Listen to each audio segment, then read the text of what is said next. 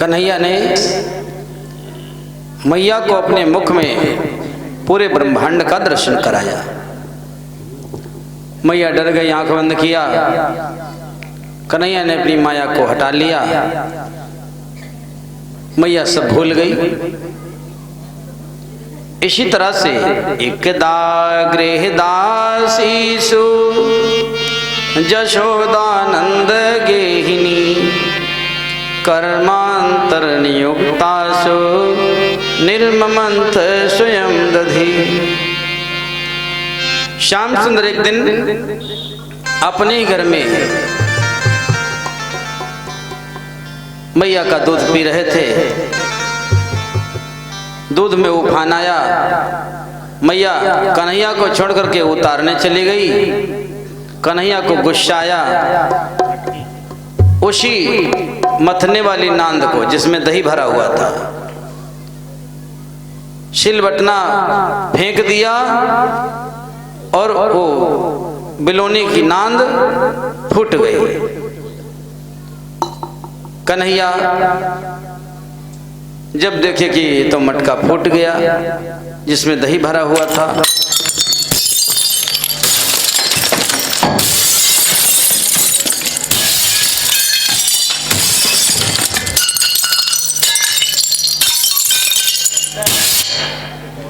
जैसे ही कन्हैया ने देखा कि बिलोनी नांद फूट गई, कन्हैया भगे, अब तो मैया आएगी तो बहुत पीटेगी। मैया दूध उतारने के बाद जब आती है देखा, कन्हैया को ढूंढने लगी छड़ी हाथ में। नंद बाबा के दूसरी चौक में कन्हैया एक ओखली पर बैठ करके बंदरों को मक्खन लुटा रहे थे। देखा मैया छड़ी लेकर के आ रही है, कूद करके भगे। मैया बहुत कोशिश किया, कन्हैया को पकड़ नहीं पाई। कन्हैया ने सोचा मैया को हैरान नहीं करना चाहिए, खड़े हो गए। मैया धीरे धीरे बात करती करती पहुंची, पकड़ लिया। कन्हैया को ओखल में बांध दिया। कन्हैया ओखल में बंधे रो रहे थे। मैया अपने काम में लग गई। कन्हैया को दो भक्त याद आए। नंद भवन के ठीक सामने पर यमलार्जुन के पेड़ थे, एक अर्जुन और एक आंवले का वृक्ष था, बीच में थोड़ी जगह थी। जैसे ओखली को खींचते हैं, ओखली आड़ी हो गई। घुटनियों के बल कन्हैया खींचते हुए दोनों पेड़ों के बीच में चले गए। धक्का लगते ही दोनों वृक्ष उखड़ करके गिर गए। दोनों वृक्षों की जड़ों से दो महापुरुष प्रकट हुए। कन्हैया की स्तुति करते हुए अपने दिव्य धाम को चले गए। परीक्षित जी ने पूछा, ये दोनों कौन थे? श्री सुखदेव जी महाराज ने कहा, राजन, ये दोनों कुबेर के पुत्र मणिग्रीव और नलकुबर थे। नारद जी ने वृक्ष होने का श्राप दिया था। जब क्षमा याचना करने लगे तो कहा, जाओ वृक्ष हो गए, लेकिन नंद भवन के वृक्ष हो गए, भगवान तुम्हारा कल्याण करेंगे। इधर जब वृक्षों की आवाज गिरने की सुनाई पड़ी, ब्रजवासी दौड़ते हुए जाते हैं। नंद बाबा गए तो देखते हैं दो मोटे मोटे वृक्ष उखड़े पड़े हैं। बीच में कन्हैया सिकुड़े बैठे हैं और रो रहे हैं। बाबा ने खोला और नंद रानी को बहुत फटकारते हैं। बालक हैं, नुकसान हो गया, लेकिन आज इतना अनिष्ट हो जाता। आज भगवान की विशेष कृपा हुई जो मेरा बालक बच गया। नंद रानी बहुत पछताती है। इसी प्रकार से ऐसी जब घटना कई बार घट गई हैं, नंद बाबा सोचने लगे, हो सकता है इस जगह में दोष हो, चलो गांव बदल दिया जाए। नौ नंद पर्जन्य गोप के बेटा थे, 9 नंद थे। नंद बाबा 9 भाई थे। सबको बुलाए, कहा, भैया यदि हमारे बालक सुरक्षित नहीं रहेंगे तो हम कैसे यहाँ रह पाएंगे? बालक तो हमारा भविष्य है, इन पर विशेष ध्यान रखना है। तो गांव छोड़ करके कहाँ चला जाए? किसी ने कहा बहुत अच्छा स्थान है, वनम वृंदावनम नाम पशव्यानौकाननम पुण्यम मधुवनम नाम गोप गोपी गवाम शेवे पुण्याद्रि त्रिवीरुधम। एक वृंदावन नाम का बहुत सुंदर स्थान है, जमुना मैया का किनारा, गोवर्धन पर्वत की तलहटी, वहाँ बहुत अच्छी सुविधा है। चलो भैया, तैयारी हो गई, सब अपना सामान बैलगाड़ियों में छकड़ों में भर लिए और वृंदावन गाते बजाते चल देते हैं। तुम भी अपने अपने बैग तैयार कर लो। और कौन कौन चलना चाहते वृंदावन धाम के लिए? जय हो जय हो जय हो, बड़ा सुंदर भाव है।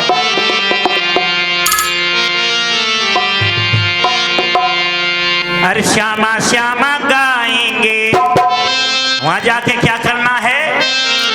राधे राधे गाएंगे, मन चल वृंदावन धाम, राधे राधे गाएंगे, मन चल वृंदावन धाम, राधे राधे गाएंगे, मन चल वृंदावन धाम, श्यामा श्यामा गाएंगे, मन चल वृंदावन धाम, श्यामा श्यामा गाएंगे, मन चल वृंदावन धाम, राधे राधे गाएंगे, मन चल वृंदावन धाम, राधे राधे गाएंगे, राधे राधे गाएंगे, राधे राधे गाएंगे, ताली बजा के बोलना है, राधे राधे गाएंगे, राधे राधे गाएंगे, श्यामा श्यामा गाएंगे, श्यामा श्यामा गाएंगे, राधे राधे गाएंगे, राधे राधे गाएंगे, मन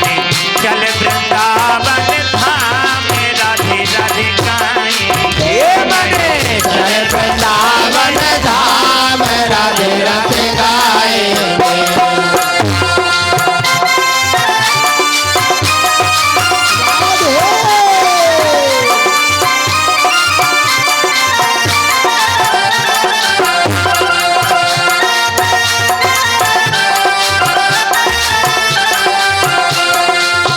वृंदावन में यमुना किनारा, वृंदावन में यमुना किनारा, वृंदावन में यमुना किनारा, वृंदावन में यमुना किनारा, निर्मल बह रही शीतल धारा, निर्मल बह रही शीतल धारा, निर्मल बह रही जल की धारा, निर्मल बह रही जल की धारा, पीछे वाले तुम भी चलो, हाँ निर्मल बह रही जल की धारा, निर्मल बह रही जल की धारा, वहीं पे मिले गोप विश्राम, राधे राधे गाएंगे, मने चल वृंदावन धाम, राधे राधे गाएंगे, चल वृंदावन धाम, श्यामा श्यामा गाएंगे, मने चल वृंदावन धाम, राधे राधे गाएंगे, हाँ राधे राधे गाएंगे, राधे राधे गाएंगे, श्यामा श्यामा गाएंगे, श्यामा श्यामा गाएंगे, राधे राधे गाएंगे, राधे राधे गाएंगे, श्यामा श्यामा गाएंगे, श्यामा श्यामा गाएंगे, राधे राधे गाएंगे, राधे राधे गाएंगे, चल वृंदावन धाम, राधे राधे गाएंगे, चल वृंदावन धाम, राधे राधे गाएंगे। और वहाँ क्या होता है? क्या होता है? अरे वृंदावन में हुक्म चले, हाँ वृंदावन में हुक्म चले, बरसाने बारी का, मेरा शाम दीवाना है, उस राधे रानी का, मेरा श्याम दीवाना है, राधे रानी का, वृंदावन में हुक्म चले, वृंदावन में हुक्म चले, बरसाने बारी का,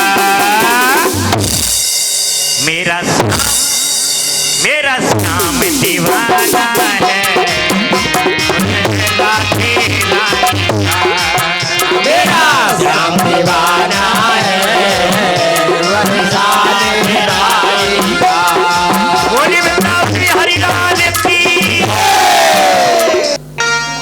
सभी ब्रजवासी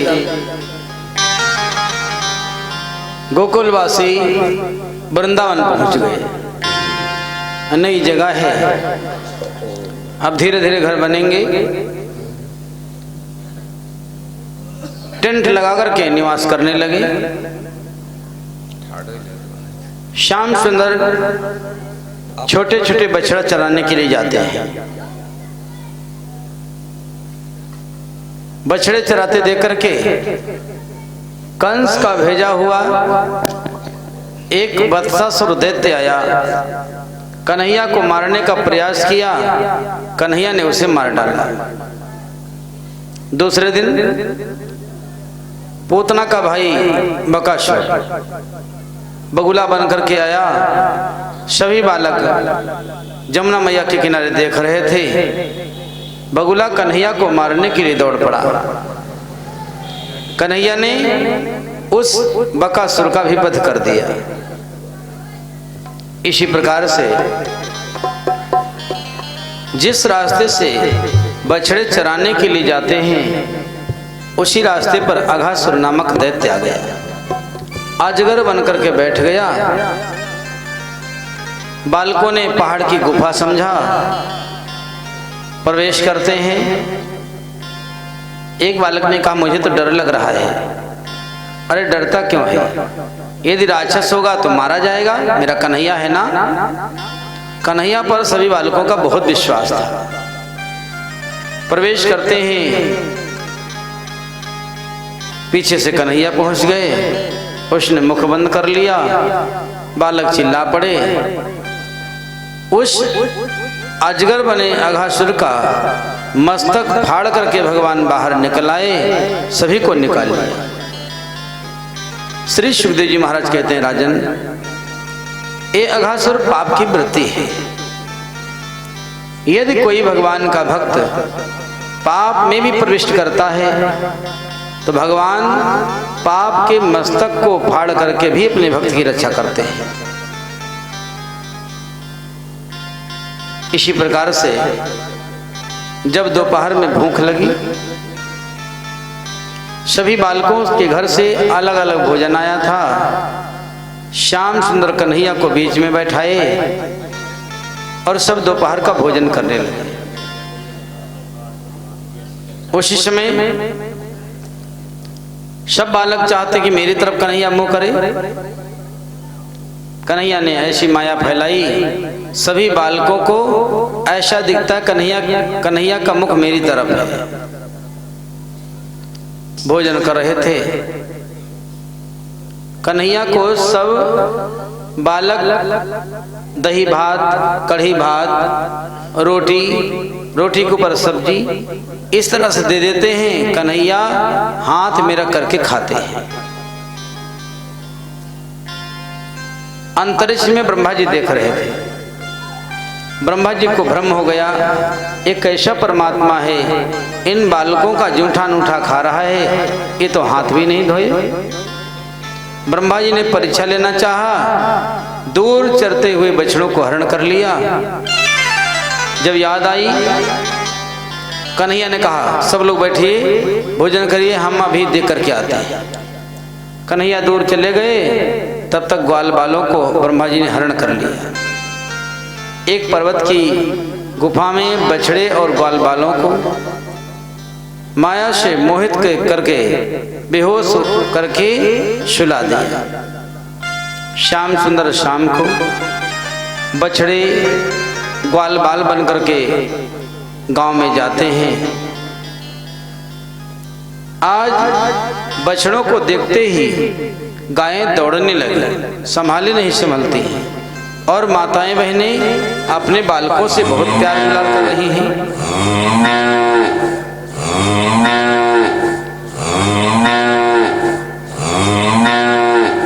बलदाऊ दादा ने सोचा कि आज क्या हो गया है।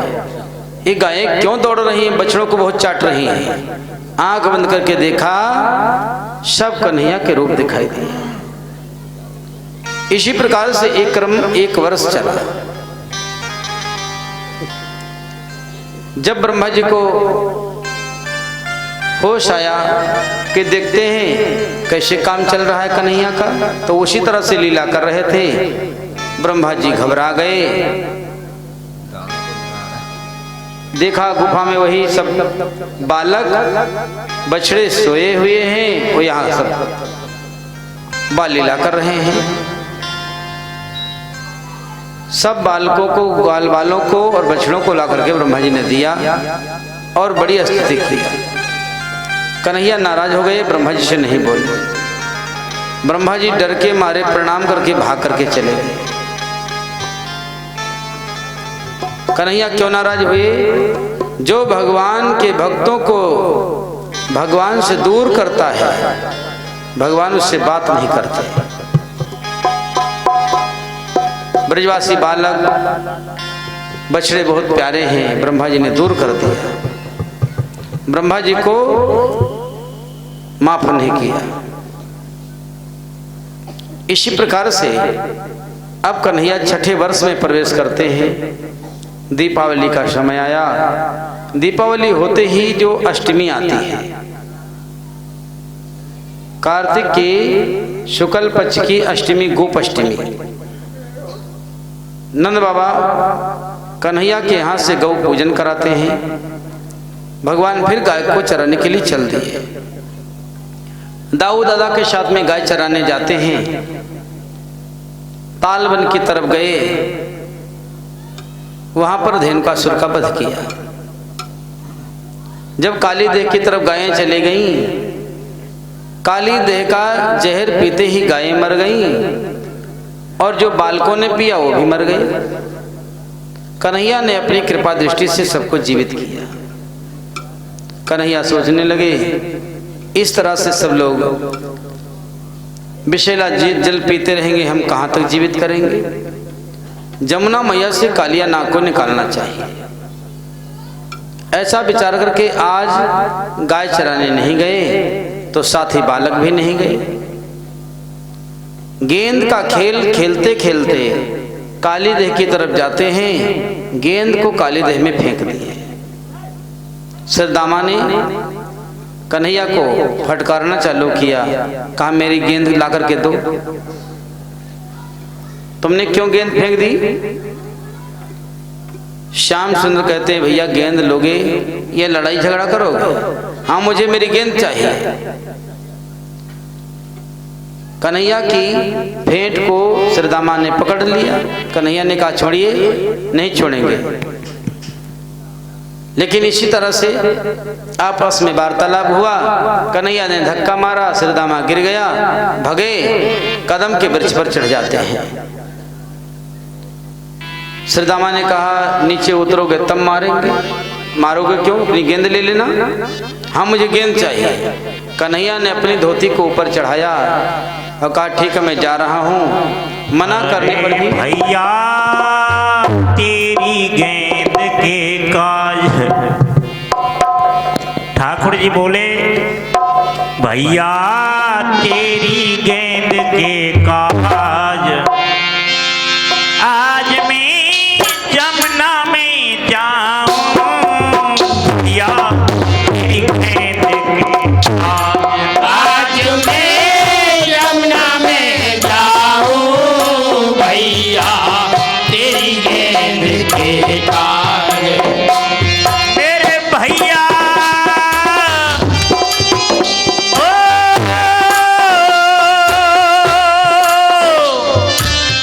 जमुना में जाऊं। भैया तेरी गेंद के काज, आज मैं यमुना में जाऊं। भैया तेरी गेंद के काज, समझो तो तुम मेरा भुजबल, कर दूं जल जमुना को निर्मल। समझो तो तुम मेरो भुजबल, कर दो जल जमुना को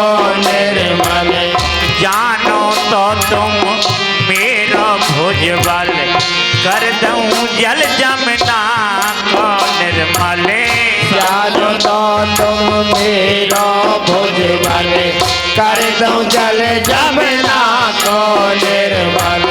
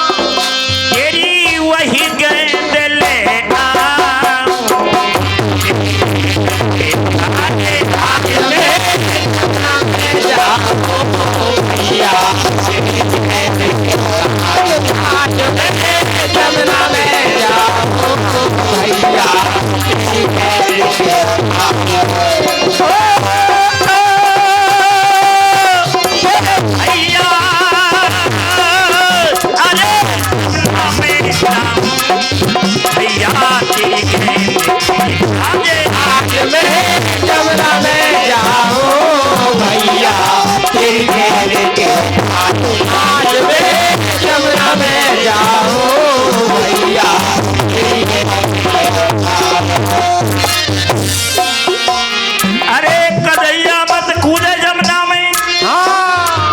ठाकुर जी बोले कैसे बोले भैया?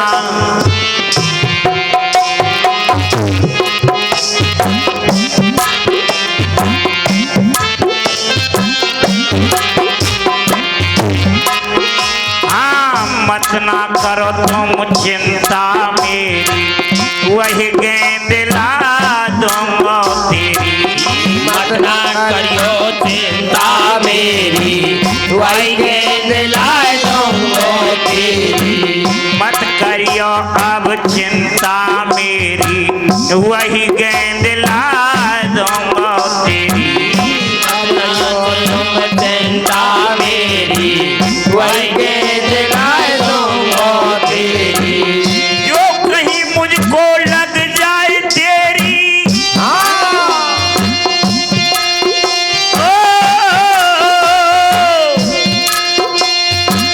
जो कहीं मुझको लग जाए तेरी, मैं नागनाथ के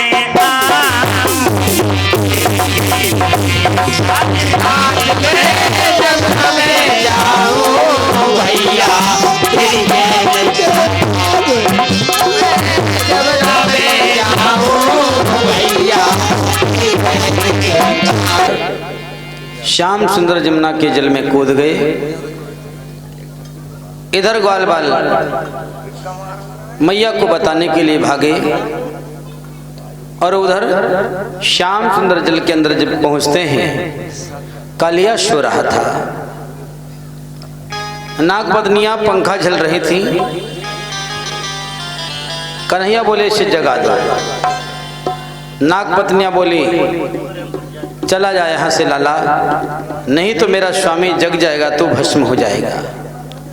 श्याम सुंदर ने कहा इसे काम है, जगाइए। हम नहीं जगाएंगे, जगाना है तुम्हें जगा लो। सोए हुए कालिया की पूंछ पर कन्हैया ने चोट मारा।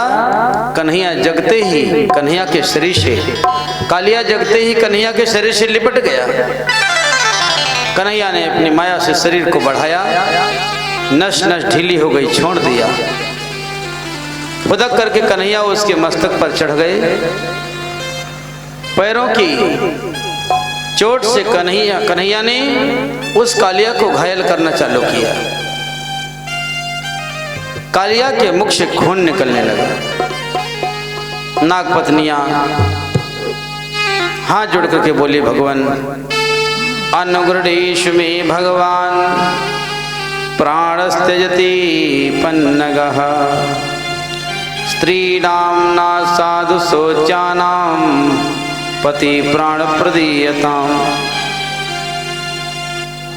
हे भगवान मेरे पति के प्राणों को छोड़ दीजिए, ये मर जाएगा, मैं विधवा हो जाऊंगी। भगवान कृपा करिए मुझ पर। स्त्रियों पर सभी लोग दया करते हैं, भगवान मुझ पर दया करिए। श्याम सुंदर ने कहा, ये बहुत अभिमानी है। मस्तक झुका दिया, चरणों में रख दिया। कालिया क्षमा याचना करने लगा, भगवान आपने नागों में क्रोध बनाया तो मैंने क्रोध किया, इसमें फिर क्या मेरी गड़बड़ी है? आपने नागों में क्रोध क्यों बनाया? इसी तरह से श्याम सुंदर ने कहा, ये मेरी जमुना मैया छोड़ करके अपने रमणक द्वीप में चले जाओ। कालिया ने कहा, मुझे गरुड़ मार डालेंगे। नहीं, अब गरुड़ तुम्हें कुछ नहीं बोलेंगे। कालिया अपने फणों पर कन्हैया को बिठा करके किनारे पर लाया। सब लोग बहुत आनंदित हो गए। कालिया अपने परिवार के सहित जमुना मैया को छोड़ करके रमणक द्वीप में चला गया। परीक्षित जी बोले, गुरुदेव नागालयम रमणकम कस्मत्याज कालिया हृदम विवेश कालिंद्या तदगम्यम दुराशदम। गुरुदेव, कालिया अपने रमणक द्वीप नागलोक को छोड़कर के जमुना की इस देह में कैसे आया, क्यों आया? श्री सुखदेव जी महाराज कहते हैं, राजन गरुड़ के डर से आकर के यहां छिपा। तो गरुड़ की और कालिया की क्या लड़ाई थी? सुनिए राजन, कथा तो बहुत बड़ी है, लेकिन संक्षेप में सुना देते हैं। कश्यप ऋषि की दो पत्नियां हैं, बिंता और कद्रू। कद्रू नागों की मां है, बिंता गरुड़ की मां है। कद्रू चंचल स्वभाव की थी, बिंता बहुत सीधी साधी थी।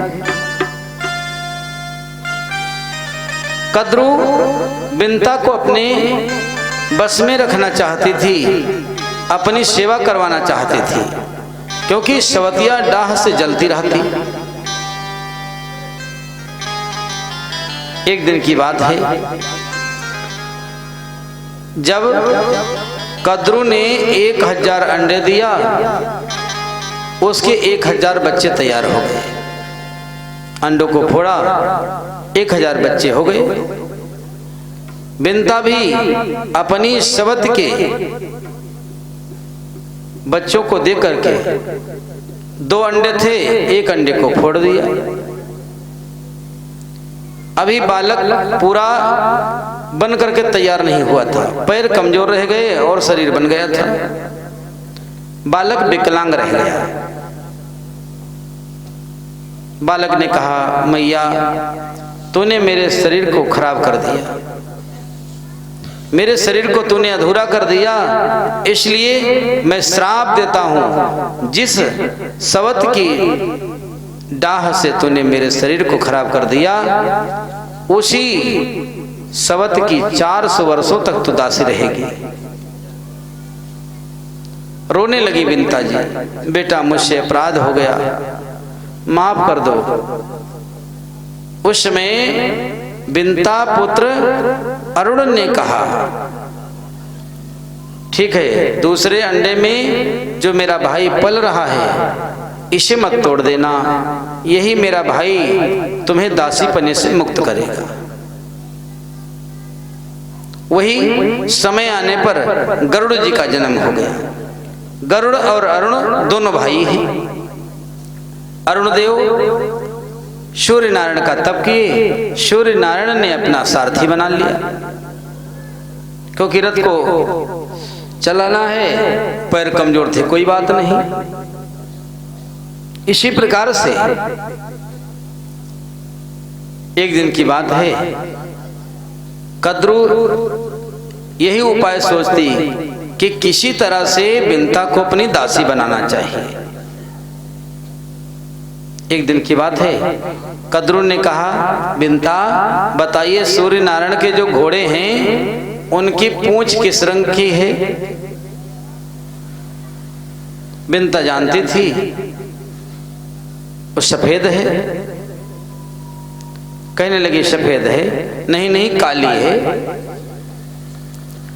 दोनों में तर्क हो गई। कहा ठीक है। कद्रू ने कहा कल फैसला होगा। कद्रू ने अपने नाग बेटों से कहा कि बेटा कल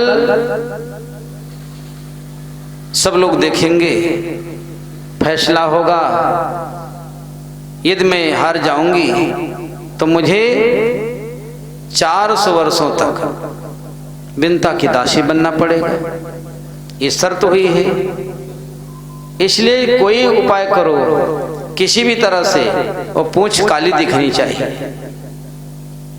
कुछ नाग बेटों ने कहा कि मैया जब सफेद है तो काली कैसे हो सकती है। कहा जाओ पूंछ से लिपट जाओ जिससे काली दिखने लग जाए। कुछ नागों ने कहा मैया हम ऐसा अन्याय नहीं करेंगे। मौसी के साथ में क्रोध में आकर के कद्रू ने श्राप दे दिया। माँ की बात को नहीं मानते हो, हम श्राप देते हैं, तुमको जन्मेजय की यज्ञ में जलना होगा। जिन नागों ने मान लिया, दूसरे दिन देखते हैं नाग लिपट गए तो काली पूंछ दिखाई दी। इस छल कपट से बिनता को कद्रू ने दासी बना लिया।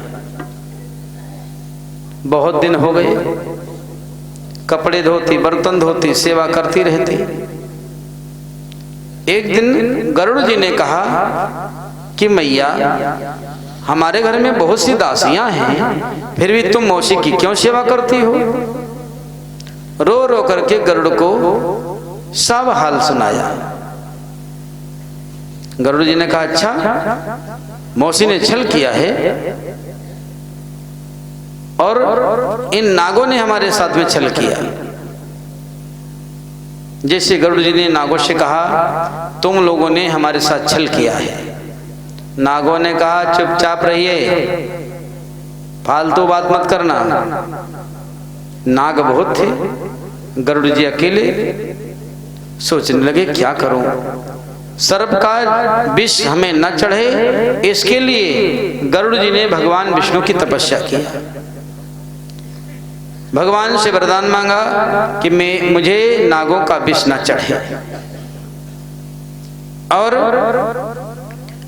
तपस्या के प्रभाव से भगवान के दास बने, सवारी बने। जब तपस्या से मजबूत हो गए, वरदान पा गए, तो गरुड़ ने कहा नागों से तुमने छल किया है हमारे साथ में, हम तुम्हें छोड़ेंगे नहीं। आपस में युद्ध होने लगा। गरुड़ जी अपने पंखों से, चोंचों से, पंजों से मार लगाते हैं, आते हैं, बहुत नागों को मार गिराए, भगदड़ मच जाती है। गरुड़ जी जब आते हैं तभी बहुत से नागों को नष्ट करके जाते हैं, खाते हैं एक दो, मार डालते हैं बहुत। नागों ने आपस में सलाह बनाया यदि इस तरह से गरुड़ हम लोगों को मारते रहेंगे तो नाग सब नष्ट हो जाएंगे, हमारा कुल नष्ट हो जाएगा, तो कुछ उपाय करना चाहिए। तो बड़े बड़े बूढ़े जो नाग थे कहने लगे चलो हम गरुड़ से बात करेंगे, भाई इस तरह से किसी का वध मत करो, हम लोग तुम्हारे लिए एक नाग बलि दे दिया करेंगे। गरुड़ जी आए, कहने लगे भैया किसी को बस मत मारा करो, आपको हर अमावस्या के दिन कुछ खाने पीने का सामान और एक नाग बलि आपको दी जाएगी, गांव के बाहर ही सब कुछ दे दिया जाएगा, वहीं से चले जाना। गरुड़ जी ने कहा ठीक है, 5 लोगों की बात है, मान गए। तो हर अमावस्या को अब बारी लग गई कि हर घर से एक व्यक्ति जाएगा हर अमावस्या पर। धीरे धीरे कालिया के घर की बारी आई। कालिया का पिता घर में था, कालिया कहीं किसी काम से गया था। तो लोग क्या सोचते हैं, बुढ़ा फालतू रहता है, बुढ़े को बलि बना दो, नौजवान क्यों मरेंगे। तो कालिया के पिता को भेजा गया। सब खाने पीने का सामान पीपल के पेड़ के नीचे रख दिया गया और कालिया का पिता बैठा। इधर जब कालिया घर आया, बोला कि दादा कहाँ गए? बोले वो तो आज गरुड़ उन्हें खा लेंगे, बलि का भोजन बन करके बैठे हैं। कालिया बोलता कैसी हिम्मत इसको, गरुड़ को, मेरे पिता को खाएगा। पहुंच गया, जाइए पिताजी घर जाइए। देखते हैं गरुड़ को, पंख फुला करके बैठ गया। गरुड़ जी आए, जो सामान रखा था कालिया सब खा गया। कहा मेरा बलि का भाग कहाँ है? कालिया बोला भग जाओ, नहीं इतना मारेंगे हालत खराब कर देंगे तुम्हारी। गरुड़ जी ने कहा अरे ये कैसा अन्याय कर रहे हो? जब 5 लोगों के बीच में बात हुई तो ऐसी बातें। कालिया गरुड़ जी पर टूट पड़ा, आपस में युद्ध होने लगा। पंखों से चोंचों से मारने लगे। कालिया घायल हो गया, देखा ये तो मुझे मार डालेगा। कालिया भागता है, गरुड़ जी ने पीछा किया। कालिया भागता हुआ जमुना जी के उस कुंड में आकर के छिप गया। वहां पर गरुड़ जी नहीं जाते, गरुड़ जी वापस चले गए। वहां पर गरुड़ जी को श्राप था, इसलिए वहां नहीं जाया करते। इसीलिए कालिया के जल के विष के प्रभाव से जो भाप उड़ती थी, काली देह पर जमुना जी के किनारे घास भी नहीं उगती। इतने शब्द सुनते ही परीक्षित जी ने प्रश्न कर दिया, गुरुदेव आप कहते कि घास नहीं उगती थी, वहां पर तो एक कदम का वृक्ष था जिस पर भगवान कन्हैया चढ़े थे, वो कैसे जीवित रह गया वृक्ष? सुनिए राजन, कभी भी गरुड़ जी कोई सामान लाते वहीं बैठ करके खाया करते थे। एक बार अमृत लाए, बैठ करके डाल पर खा रहे थे, एक मुंह टपक गया, इसी कारण से वो कदम अमर हो गया, अक्षय हो गया। गरुड़ जी को क्या श्राप था जो काली देह पर नहीं जाते थे? सुनिए राजन, एक दिन की बात है, गरुड़ जी कहीं बड़े बड़े मछलियों को, मगरमच्छों को पकड़ करके खाते थे, तो वहीं घाट पर खाए और वहीं हड्डियां डाल दी, घाट को गंदा कर दिए। सोमहरि ऋषि उसी घाट पर स्नान करने आया करते थे। जैसे ही देखा घाट सब दूषित किया पड़ा है और देख करके सोमहरि ऋषि नाराज हो गए। ये किसने गंदगी फैलाई है? पता लगा ये तो गरुड़ की करतूत है। बस सोमहरि ऋषि नाराज हो गए और बोल पड़े, अत्र प्रवेश गरुड़ो यदि मत्सांसा खादति सद्या प्राणैर्वियोज्येत सत्य में तद्ब्रवीमि हम। आज के बाद गरुड़ यहाँ यदि आएंगे तो उन्हें मरना पड़ेगा, मृत्यु को प्राप्त हो जाएंगे। इसी डर से गरुड़ जी वहां नहीं जाते। आज कालिया उसी में सुरक्षित रह रहा था, लेकिन भगवान की कृपा हो गई, कालिया अपने रमणक द्वीप में चला गया। गरुड़ जी अब कभी नहीं बोलते, क्योंकि भगवान के चरण कमल उसके मस्तक पर पधार चुके हैं। यही कारण था राजन। इसी प्रकार से कालिया को जमुना मैया से बाहर कर दिया कन्हैया ने। क्यों? जमुना मैया भक्ति है, कालिया भक्ति में पाखंड है। जिस भक्ति में दम्भ पाखंड निवास करता है, पाखंडी भक्ति भगवान को कतई अच्छी नहीं लगती। क्योंकि गोपियां ब्रजबालाएं जमुना मैया का आश्रय लेकर के कन्हैया को प्राप्त करेंगे, ब्रह्म प्राप्त करेंगे। इसीलिए कन्हैया ने जमुना मैया को निर्मल बना दिया। इसी प्रकार से भगवान श्याम सुंदर ने गर्मी की ऋतु में प्रलंबासुर दैत्य का वध किया। एक दिन वन में आग लग गई। कन्हैया ने सबके देखते देखते आग को पी लिया। इसी प्रकार से एक दिन सब बालक बेर खा रहे थे, मूंज का वन था, किसी राक्षस ने आग लगा दिया। सब बालक चिल्ला पड़े। कन्हैया ने कहा सब लोग अपनी आंख बंद कर लो। आंख बंद किए। जैसे कन्हैया ने कहा राधा रानी की, आंख खुली तो देखते हैं हम तो अलग हैं, आग दूसरी जगह जल रही है। श्याम सुंदर बताना चाहते हैं गुप्त रूप से और प्रकट रूप से मैं अपने भक्तों की रक्षा करता हूं। इसी प्रकार से धीरे धीरे गर्मी की ऋतु समाप्त हुई, वर्षा ऋतु आ गई। वर्षा ऋतु में गर्मी से संतप्त जीव आनंदित हो गए। मेढक टरटर बोलने लगे, मोर पपीहे कूजने लगे। इसी प्रकार से सब जगह पर जल ही जल होने लगा। धीरे धीरे श्याम सुंदर कहते हैं घास के बढ़ने के कारण मार्ग सूझ नहीं पड़ते। जैसे पाप जब अधिक बढ़ता है तो धर्म लोप हो जाता है। इसी प्रकार से आषाढ़ का महीना निकला, सावन का महीना आया। सावन का महीना आते ही ब्रजबालाओं को झूलने की याद आई। झूला झूलना चाहिए। कदम की डाली में झूला झूलती हैं। एक दिन श्याम सुंदर अपनी राधा रानी के साथ में कदम की डाली में पड़े हुए झूला पर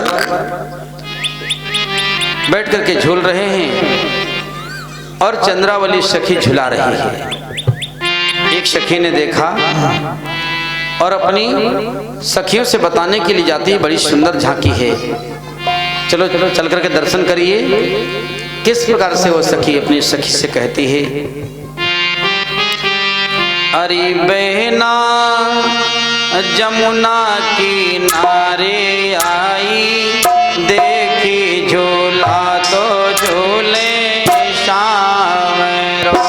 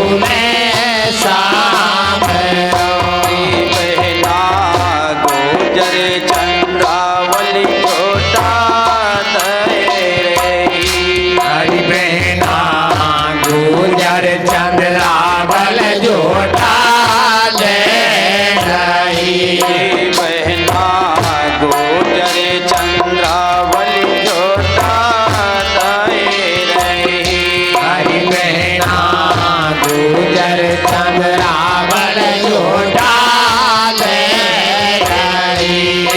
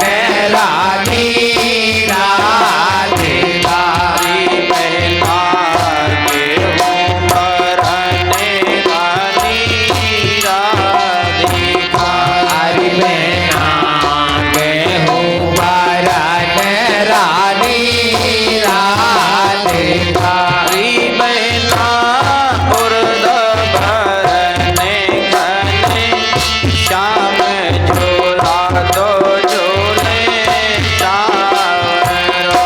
हरि बहना जमुना किनारे आई, देखे झूला तो झूले सावरो। हरि बहना जमुना किनारे आई, देखी झूला तो झूले सावरो।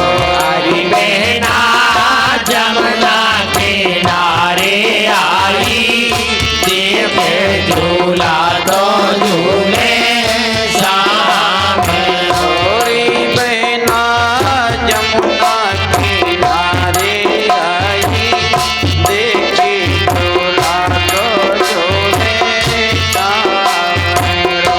हरि बहना जमुना किनारे आई, देखे झूला तो झूले सावरो।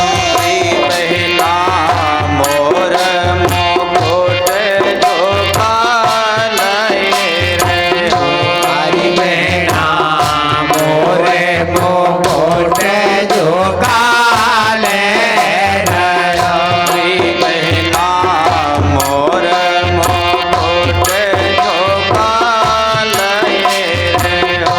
हरि बहना मोरे मुकुट झुकाले रहो। हरि बहना रहो पीताम्बर लहे, राय झूला तो झूले सावरो।